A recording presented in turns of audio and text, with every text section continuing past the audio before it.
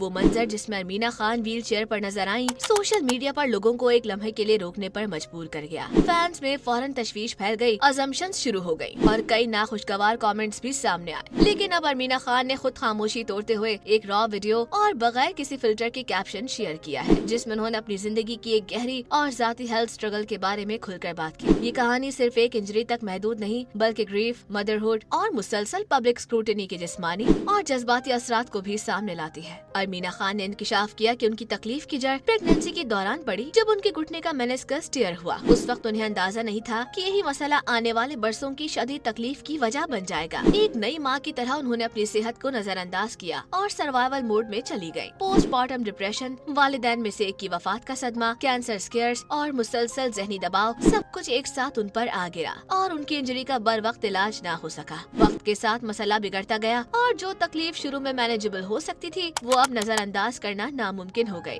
और आखिरकार स्कैन से वाज़ेह हुआ कि सर्जरी के बगैर कोई रास्ता नहीं बचा। बेसाखियों और व्हील चेयर में उनकी तस्वीर सामने आई तो सोशल मीडिया पर मिक्स्ड रिएक्शंस देखने को मिले। कुछ लोगों ने हमदर्दी दिखाई, लेकिन कुछ ने उनकी हालत का मजाक उड़ाया और उनकी तकलीफ को गॉसिप बना दिया। ये लम्हा दरअसल हमारे मुआशरे के लिए एक आईना है, जहाँ सेलिब्रिटी वल्नरेबिलिटी के साथ हमदर्दी अक्सर गायब हो जाती है। अरमीना खान ने बताया कि सर्जरी से पहले उन्होंने फिजियोथेरेपी का मुश्किल और तवील रास्ता इख्तियार किया। उन्हें उम्मीद थी कि डिसिप्लिन और मेहनत से वो दोबारा ठीक हो जाएंगी। कुछ हद तक बेहतरी भी आई थी, लेकिन इंजरी ने मुकम्मल हीलिंग से इनकार कर दिया। शदीद दर्द के बावजूद वो गुज़श्ता साल हम टीवी के ड्रामे मेरी तन्हाई में एक मुख्तसर किरदार के साथ वापस काम पर आई थी, क्योंकि वो अपनी लाइफ में नॉर्मल सी वापस लाना चाहती थी। शूटिंग के दौरान खौफ और इनसिक्योरिटी उनके साथ रही। वेट गेन, वाजिलिम और पब्लिक जजमेंट का दबाव बहुत भारी था, लेकिन इसके बावजूद उन्होंने काम जारी रखा। नाजरीन ने स्क्रीन पर उनकी लंगड़ाहट नोट की, कुछ ने हमदर्दी का इजहार किया, मगर कई लोगों ने उनकी परफॉर्मेंस पर तनकीद की। कुछ ड्रामा क्रिटिक्स ने भी उनके पेरेंट्स को निशाना बनाया, उनकी हिम्मत और जिद्दोजहद को सराहने के बजाय। अरमीना ने एतराफ किया कि उन्होंने कमेंट्स पढ़ना छोड़ दिए ताकि अपनी मेंटल हेल्थ को महफूज रख सकें। इसके बावजूद वक्त के साथ उनका घुटना मजीद खराब होता गया और आज वो सर्जरी के इंतजार में बेसाखियों और व्हील चेयर पर है। इस कहानी की सबसे ताकतवर बात यह है कि अरमीना ने खुद को विक्टिम के तौर पर पेश नहीं किया।